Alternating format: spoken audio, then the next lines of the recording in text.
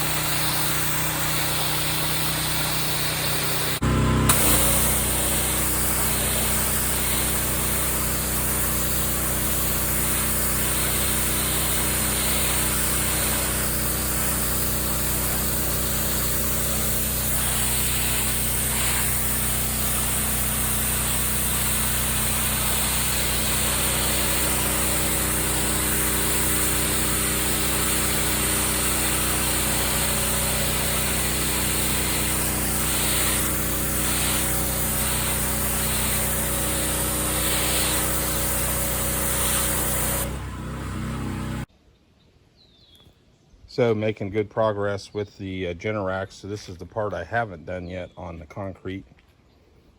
And down here, looking pretty good. So much better. This was all moldy and dirty and a lot of crap that runs off the roof from the roof tiles all down here. So yeah, it's looking pretty good. It's looking all nice and clean now, so pretty happy with it. It's doing real well. All right, folks, we're just going to wrap up the review on the Generac 2900 PSI pressure washer. So I have to say, this pressure washer, I love it. 5 stars out of 5 stars, 10 out of 10. Can't really fault it too much in any way. There is one little tiny thing that I kind of found with it, but other than that, everything on it is bang on. Whoever designed this, they did a great job. You know, a lot of times these days you see stuff that it seems like no one really put any thought into it when they actually designed it in terms of actually using it, that tool or whatever, day after day. and whoever designed this seemed to know what they were doing. So the thing that's great about it is that when it's user friendly and it makes my life easier and saves me time, that's just all win-win for me. I just don't like dealing with stuff that's a pain in the butt. So the first thing is about this that we'll take a look at is to start it. Pretty easy to do. On a lot of pressure washers I've used before, one problem is when you go to start it, you don't really have a good place to put your foot for some leverage or whatever. And with this, what's nice about it is that I can just put my left foot right down there if I want to. You can also put your hand up here for more stability, turn the on and off switch on there, and then give it a good crank or two. Also on your left there, you have the choke, and you also have the fuel cutoff switch too. Okay, so 1 or 2 cranks, boom, good to go, easy day. All right, next step that I like about it is the fuel capacity. So pressure washers I've used in the past, every 30 minutes, 45 minutes, an hour max, you're having to fuel that tank up again, you know, just another pain in the butt. Well, with this, you've got a nice ample fuel tank. I used it for about 2 to 2.5 hours straight. And when I went to go check the fuel, still had gas in it. I think it was maybe about 1/3 of the tank left, maybe as much as a half. Went ahead and fueled it up for the rest of the afternoon and, you know, was good to go. Ran it for 5 hours straight, you know, no problems at all. So not having to deal with that, constantly stopping, putting gas in it, all that stuff, you know, it just makes my life easier. So love it. Next up. Now, it's only a little piece or two of plastic here, but they actually have a little holster for the wand here that actually works. Okay. Other pressure washers I've used, again, if they do have an attachment for a wand, a lot of times they're pretty useless. With this seems to work pretty good. Haven't had any problems with it yet. You know, it's just nice to be able to essentially have a place where you could park your wand. You know, nice little holster, you know, thingy-majig to hold it. So that's all good. The other thing I like is we have a little steel piece here to actually hang our hose. It's a little bit messy right now, but we have a place to put our 25-foot hose, so that's good, like that. The other thing that we've got going on here is at the back, we have with the water pump, the attachment points are up high, easy to get to, okay?